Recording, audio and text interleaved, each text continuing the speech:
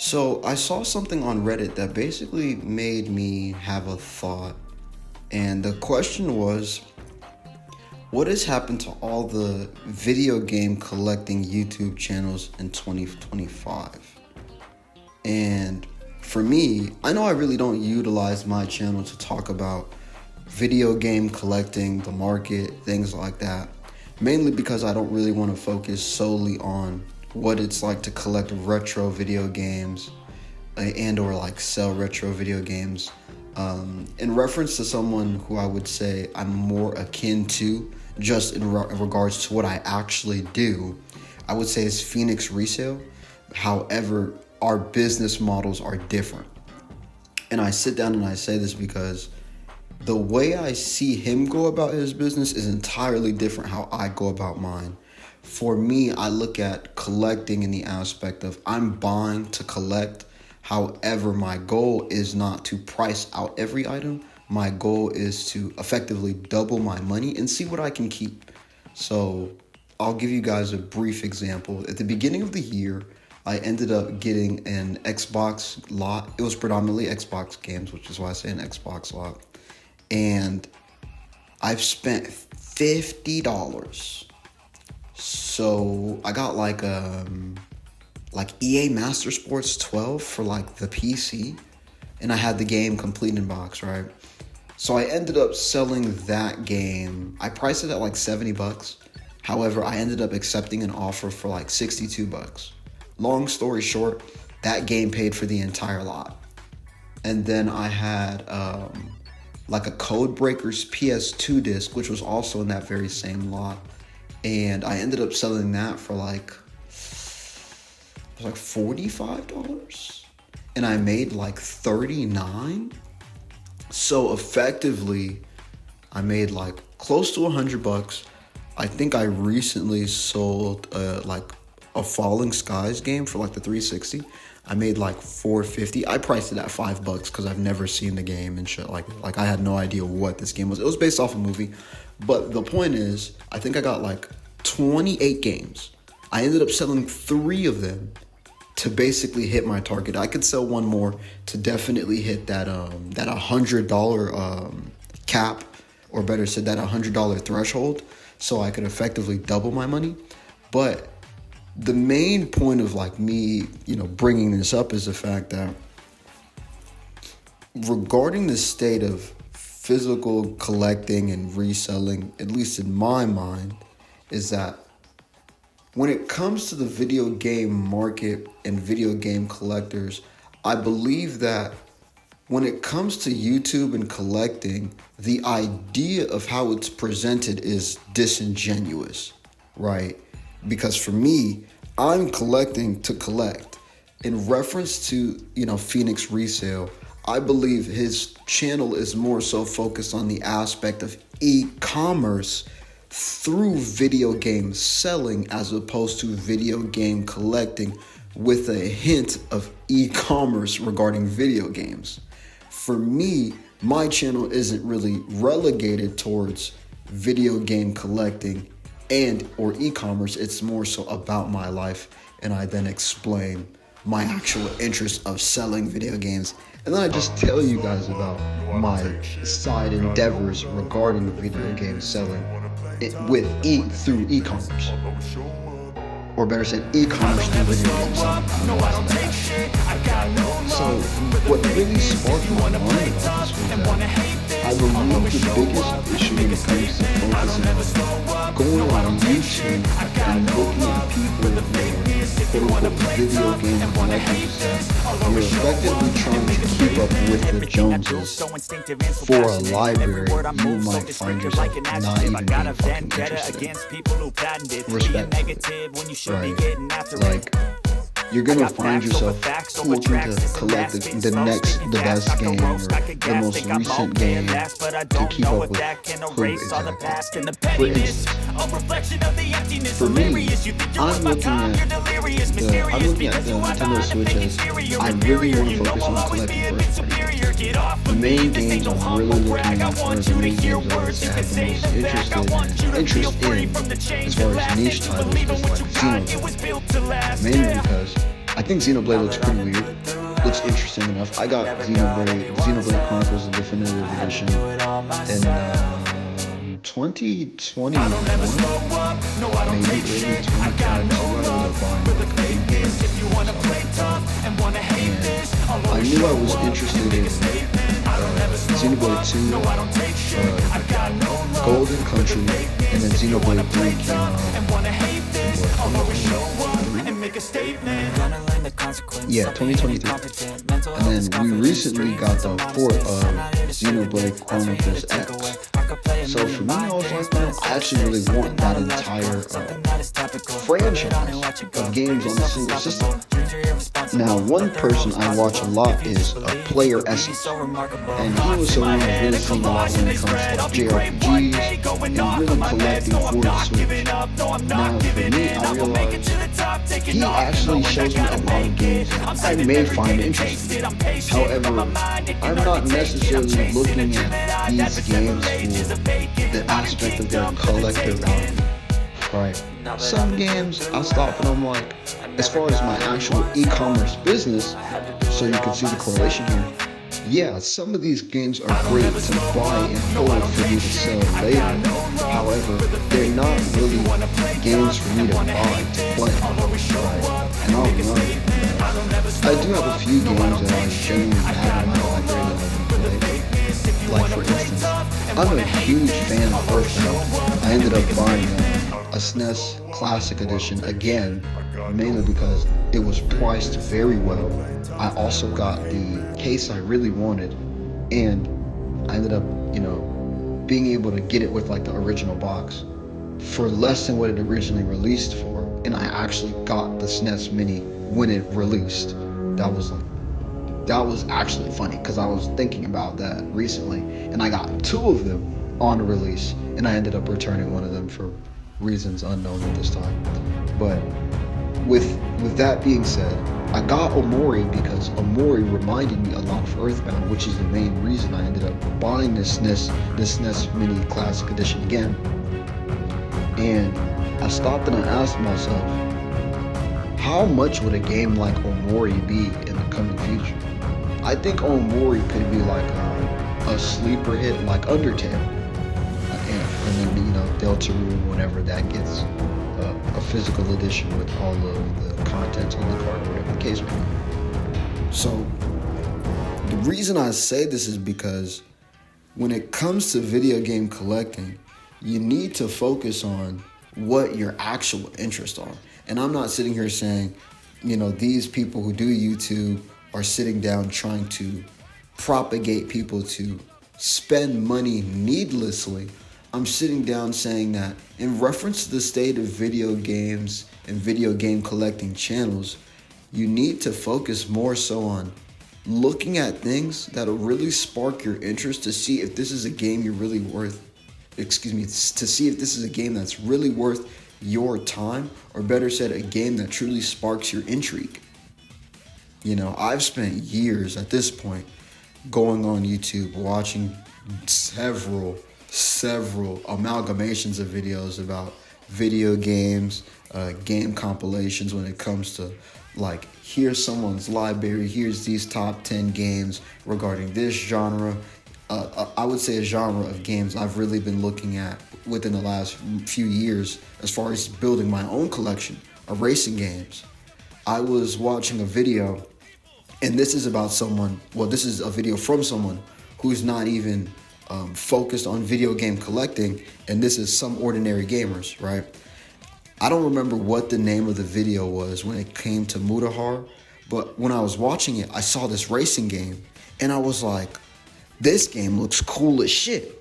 By the way, I'm someone who's really interested in like cel-shaded graphics, something I honestly grew up with. I saw a lot of this kind of art style regarding the PS2 era, and the game that I'm talking about in question is Automodelista, a game by Capcom, ironically.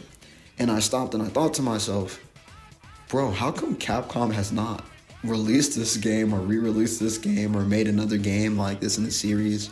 I stopped and I also thought like, hey, when it comes to Microsoft, they have Project Gotham Racing. When it comes to PlayStation, they have like Ridge Racer. So I was sitting down like, damn, I would love to sit down and start collecting more actual racing games.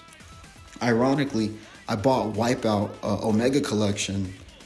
This was maybe 2017 for like, I think my girlfriend at the time, and that was something she was interested in. But I just ended up keeping the game. She honestly never touched the bitch. Not really a big deal because I get to play it now. But I sit down and I look at the actual aspect of collecting things now based on my interest in seeing the things that really catch my attention. And as far as cel shaded graphics, there's a platformer like Beautiful Joe, for instance. That was a game I definitely saw a lot in like the magazines, but it was a game I never really got the chance to put my hands on. And the main reason I'm bringing up all these different titles is because these are things that I'm actually interested in, but I would have only been interested in them in the aspect of selling if I was focused more so on taking the approach of Phoenix resale regarding what I was saying about video games and the aspect of e-commerce, instead of looking at it from the aspect of I'm doing e-commerce and then my main business is video games. His main business is I'm looking to basically become the next GameStop, but I'm looking to look at every game I get in reference to building upon my video game collection. And in essence, it's not really a video game collection. You're looking to be, again, a GameStop and or a DK Oldies, as opposed to I'm a video game collector such as myself, and then I sell video games on the side. I don't have 50 million copies of fucking Fallout 4 to sell, realistically. However, I've already sold 2 copies of Fallout 4, and I have my own copy of Fallout 4. I still technically have a copy of Fallout 4 in the store at this moment in time, but it's those things that I'm looking to point out to people as far as when it comes to the actual aspect of video game collecting and video game collecting channels. You need to sit down and stop and say, what is my focus and or desire when it comes to video game collecting? Am I looking to collect for myself? Am I looking to collect because this is what everyone says is popular? Am I looking to collect because I want to build this collection and then sell it? And I believe if you're someone who's going to sit down and buy video games as an investment, that's kind of dumb. Mainly because you are not the person who determines the price, and it only makes sense if you're going to keep everything sealed. Because at that point, you then have the ability to retain the value of everything because it's sealed. You know what I'm saying? Like, currently, for instance, I'm in the market of buying another Zelda OLED Switch. Yes, I have a Zelda OLED Switch. But for me, I'm seeing that's a Switch that's retained its value.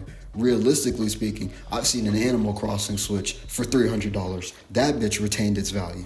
And I'm like, it's not that these are bad purchases or it's not that these are egregious, but realistically, I've seen Animal Crossing Switches for $150 no box. I've seen Animal Crossing Switches for $200 with all the components. So it's really about what you as a person are looking for within this video game market hobby niche that we all indulge in together, right? And that's kind of what I'm looking to present today. The aspect of video game collecting channels, they haven't necessarily died. However, I believe you need to know what you're looking for. Or better said, you need to have a general idea of what it is about this hobby that interests you and who are you looking to sit down and see where your thoughts align with and who actually provides you the most value as far as a content creator looking to share their experiences. For me, I prefer listening to someone like Spawn Wave, mainly not only because I get the news, I get to see breakdowns and teardowns. I now get to even sit down and look at nostalgic fucking magazines and stuff that I used to flip through as a kid and make little cutouts as far as the games. Like I find it funny because I remember I was in second grade and I would actually cut out some of the items in the magazines, and I would play with like the pictures because I couldn't buy the video games. I actually have like Dragon Ball Z Budokai Tenkaichi. I have Sonic Riders. I don't have Shadow the Hedgehog because I don't know what kind of console I want to buy that on yet. I'm thinking maybe Xbox because I want to get Sonic Generations, and then I want to get Sonic and Shadow Generations on the Xbox platform as opposed to getting that across PlayStation and or Nintendo. Mainly because I'm looking at it like, hey, this is what I prefer, right?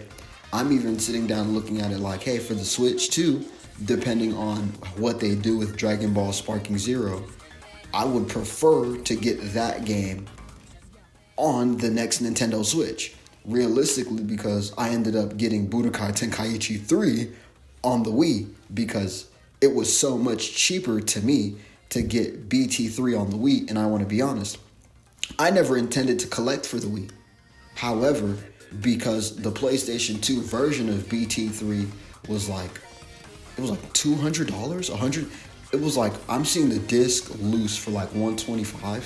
I was seeing like some people sell the case with like the manual for like, I think what I saw the last time, this was like 2 years ago. I recall seeing like $90.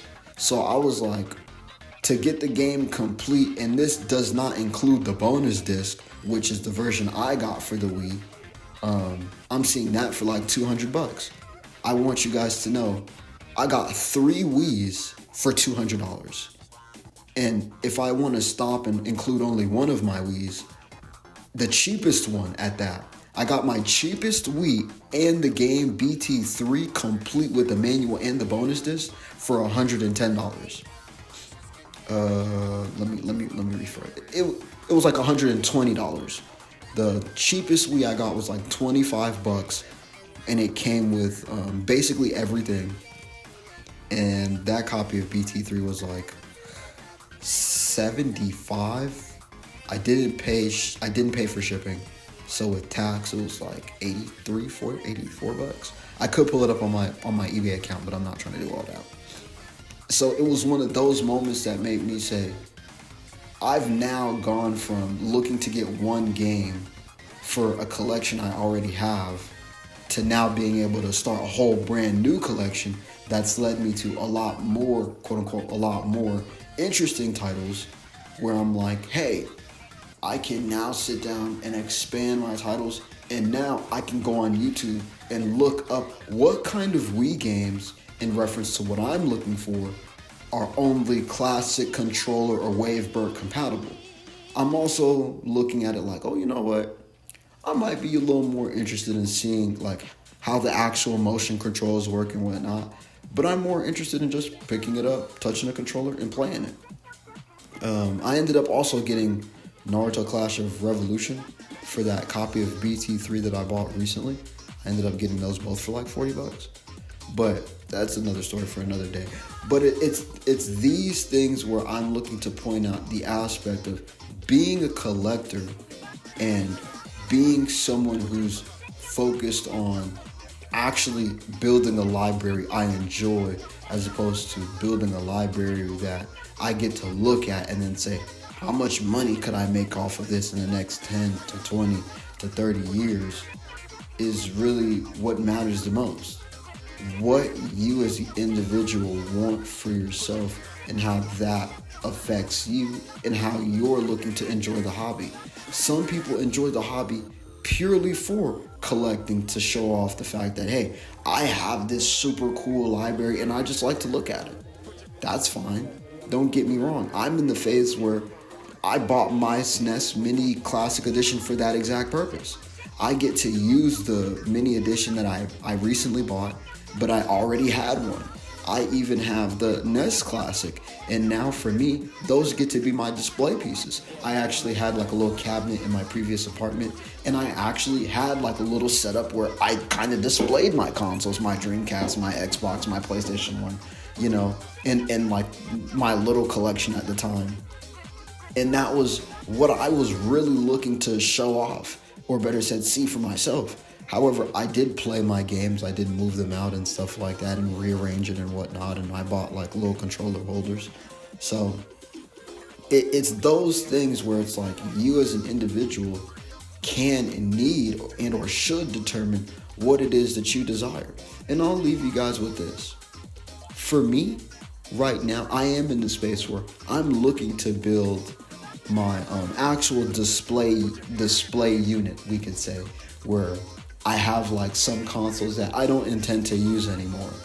I bought a Death Stranding console mainly because I wanted the Death Stranding PlayStation 4 Pro when it originally released. Sitting down on YouTube watching Yang Yeah and seeing like him have the collector's edition with the little baby in the background, and I was like, I really can't wait till I get my hands on that.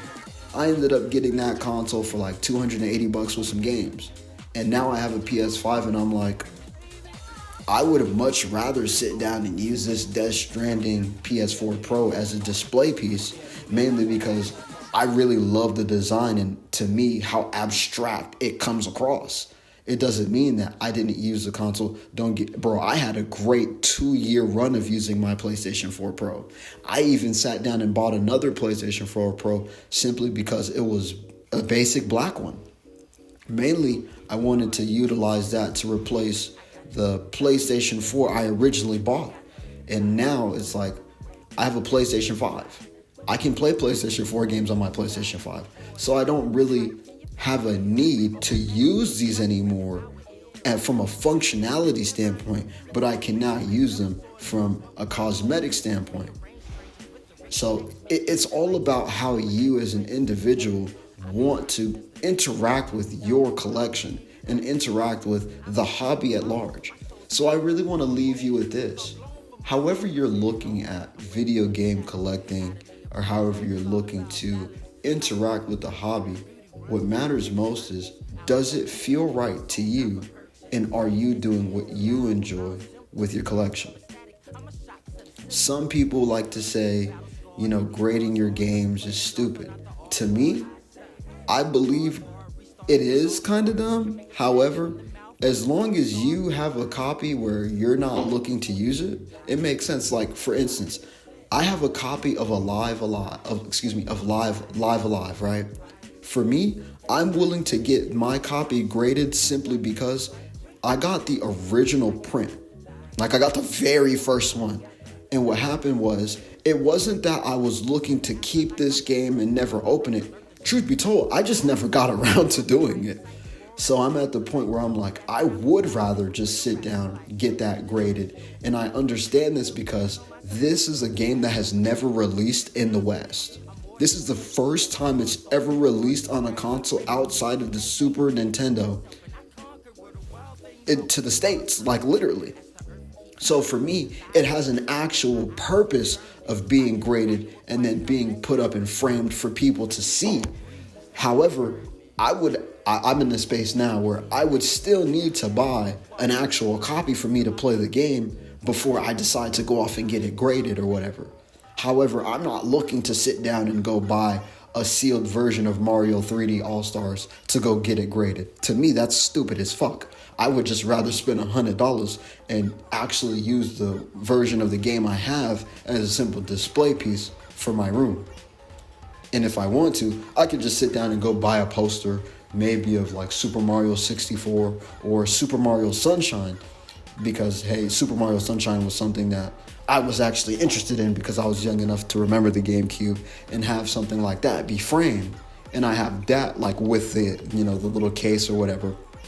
So it's just one of those things where how do you as an individual truly want to interact with the hobby, and does that interaction provide you the most meaningful value for yourself?